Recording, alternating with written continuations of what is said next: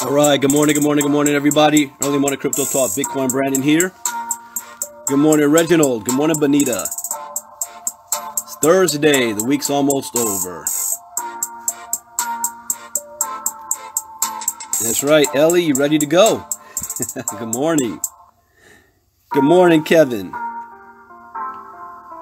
Oh, I like that one. Kryptonians. I'll have to steal that one, Kevin. Good morning, my foos.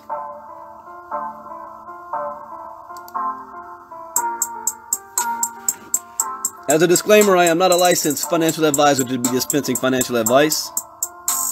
I read the news, give my opinions, share suggestions, and it is up to you to make an informed decision on what you'd like to do. Good morning, Jeff. Mr. Ross. There are 4 rules I live by in the crypto space. Call it my prime directive. Number 1, you need to be educated. Number 2, never invest money you cannot afford to lose. Number 3, always get your return on investment back as fast as possible. Number 4, what is your plan of action? Where do you see yourself 3 months, 6 months, a year from now? What vehicle are you using to make that happen in the crypto space? Once you find that out, stay focused on it. Execute it. Have your goals set. And do not get distracted. This is the crypto space. There's so many things out there that can distract you. You have limited resources. This does not guarantee that you will have success. But at least you will eliminate the majority of your risk. And that's the most you can ask for. So let's go ahead and get started. Good morning, Ellie. Again, and Terry and Brad. Wasn't it your birthday the other day, Brad? Brad Thede? I think it was. If I didn't say so, happy birthday. I know it was also Mike Boggs. All right. I only got one article I'm going to read this morning. Got a lot of work to do today, but this article is interesting because this has been really the battle of the billionaires week, where you've got billionaires on both ends of the spectrum being very vocal about Bitcoin. The one thing that I find hilarious is that no matter what side of the aisle they're on, that, oh, your birthday's in July? All right, my bad, Brad. So is mine. July 13th, my birthday. So, despite whatever side that these billionaires are on publicly, all of them are going to invest something and benefit from Bitcoin and blockchain technology. Every single one. Far more than any of you and I. Even the ones that's skeptical about it, meaning even Warren Buffett, is going to make billions off of it indirectly. So, let's check out this article here.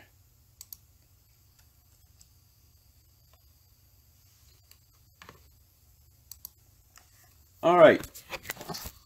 The wealthy are hoarding $10 billion worth of Bitcoin in bunkers. Say what? What are they preparing for? When you see something like this, they know something we don't know. They're preparing for the future. So behind the guards, the blast doors, and down corridors of reinforced concrete, sit the encrypted computer servers connected to nothing that hold keys to a vast digital fortune. Argentine entrepreneur Wences Casares has spent the past several years persuading Silicon Valley millionaires and billionaires that Bitcoin is a global currency of the future, that they need to buy some, and that he's the man to safeguard it. His startup, Zappo, has built a network of underground vaults on 5 continents, including one in a decommissioned Swiss military bunker. In the rare-field world of wealth management, Zappo is known for a client list studded with family offices and for occasionally letting a journalist peek into a stronghold to write about its security. But one secret has proven elusive. How much digital cash does it really hold? 2 Zappo clients said it houses roughly $10 billion of Bitcoin. Another person close to the venture called the figure an accurate approximation. Bitcoin's price, after all, is hardly steady. Even in the colorful world of crypto, the cachet is remarkable, amounting to about 7% of the global Bitcoin supply. It would mean Zappo, just 4 years old, has more deposits than 98% of the roughly 5,670 banks in the U.S. But as a custodian, it's regulated differently. The Swiss subsidiary is overseen by the Self-Regulating Financial Services Standards Association, which audits members to ensure they comply with anti-money laundering and rules. Zappo serves U.S. customers through a Delaware corporation that's registered with the U.S. Treasury Department's Financial Crimes Enforcement Network and is licensed in several states.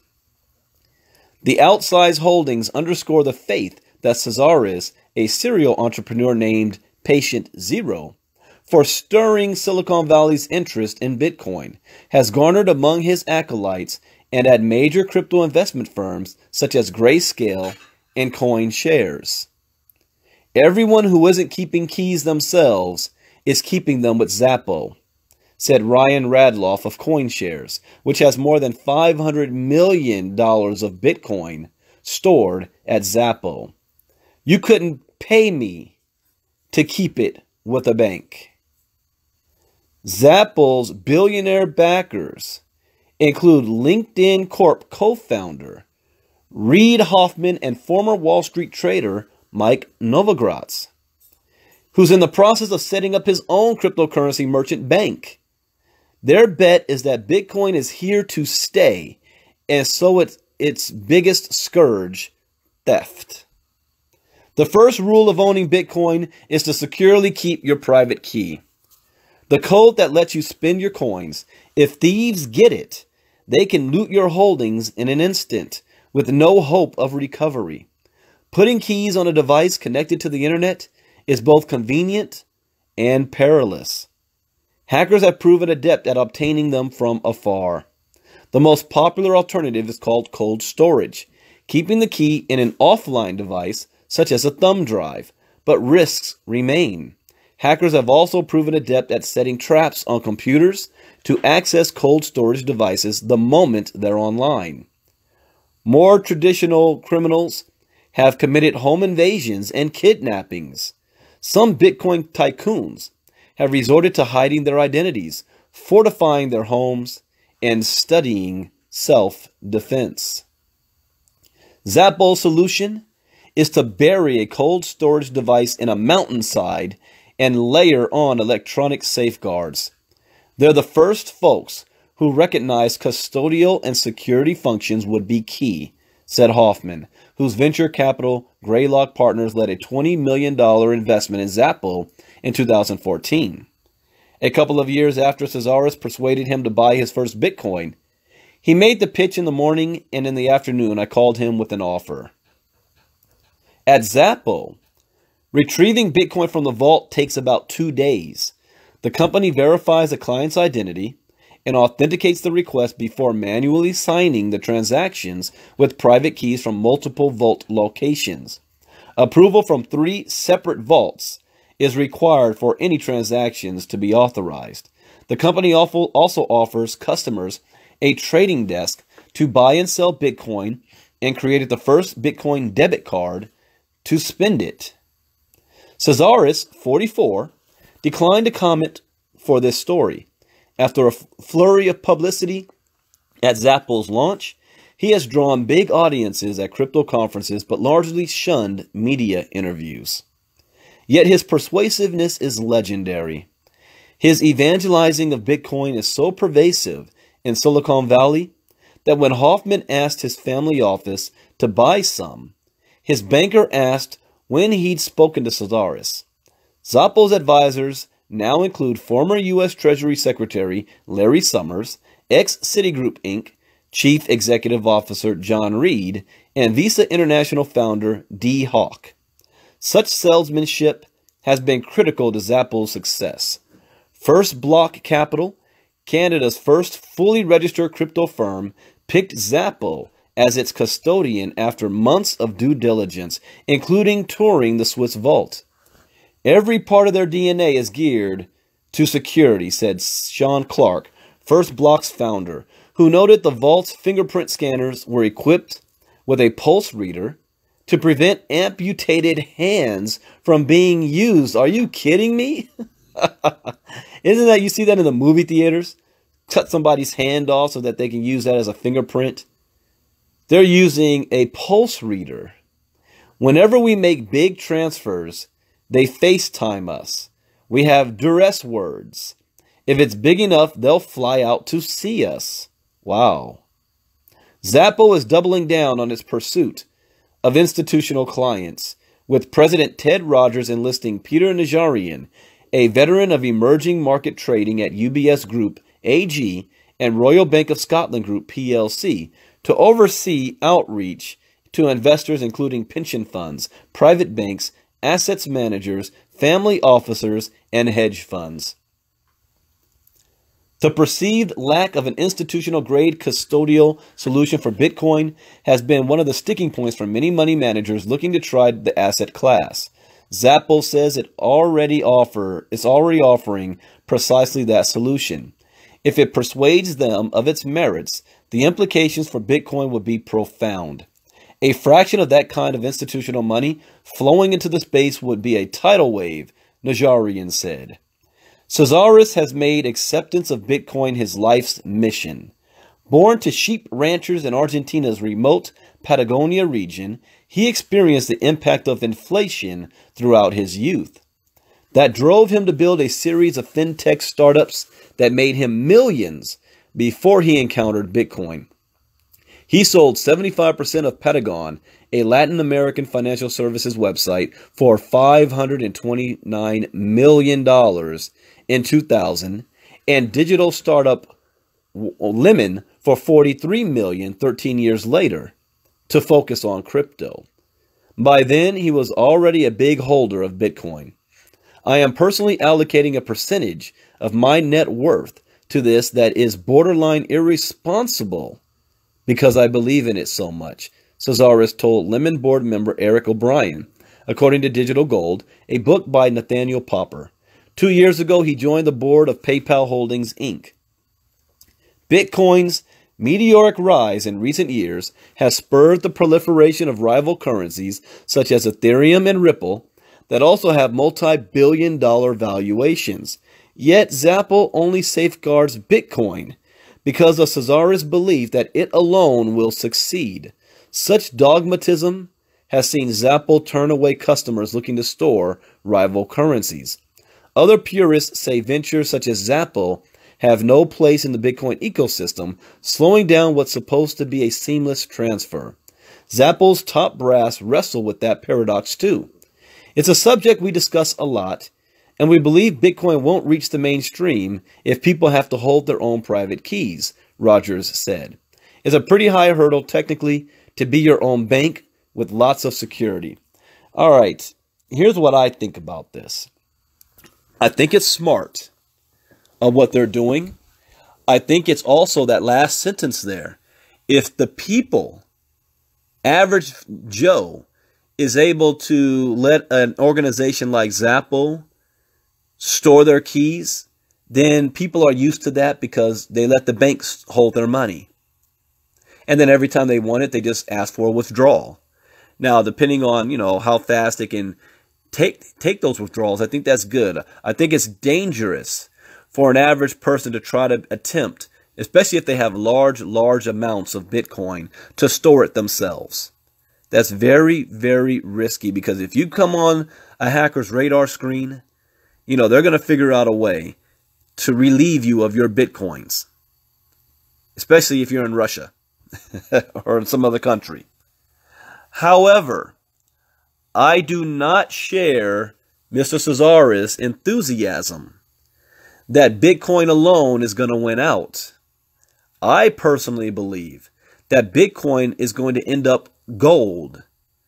It's going to end up and always will be, a store of value. That people aren't looking for Bitcoin for day-to-day transactions.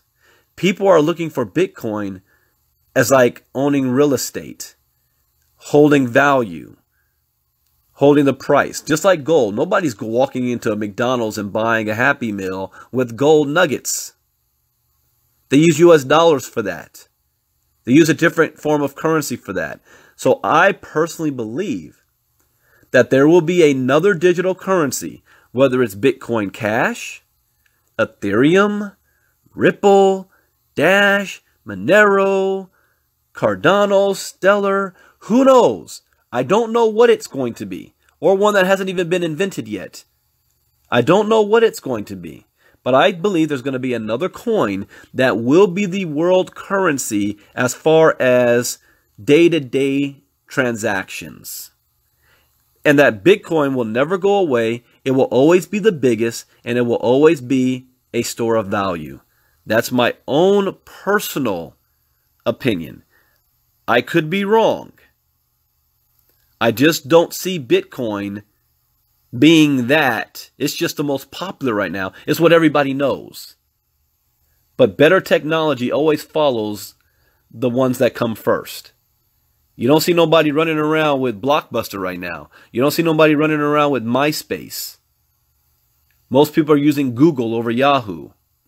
I'm just saying. But Bitcoin will never go away. And it will always be the most valued crypto coin. I just don't think it will be the day-to-day use for one.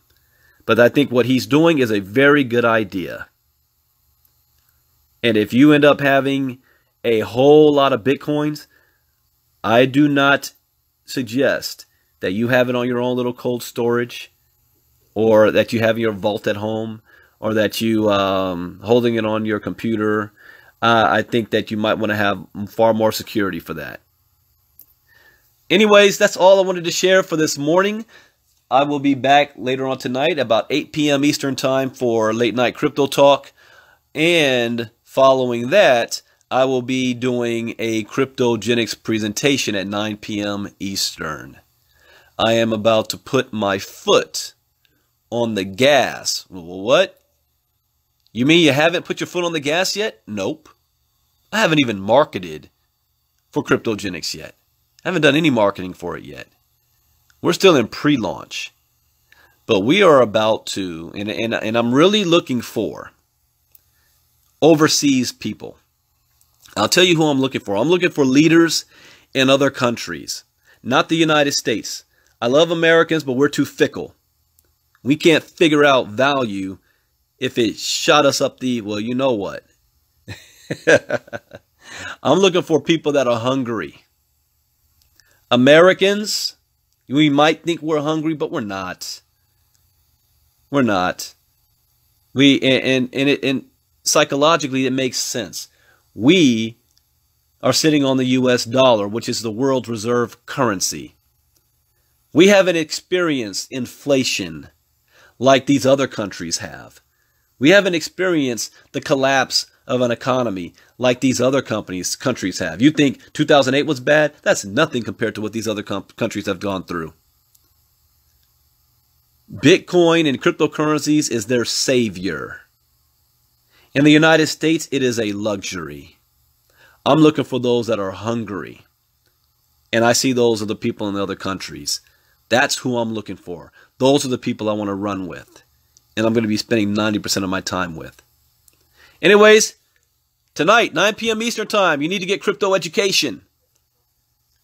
kgxglobal.info, and I'll be doing a Facebook Live before that at 8 p.m. Eastern right here on my own channel. You guys have a great day. God bless. Bye-bye. Crypto Gen X.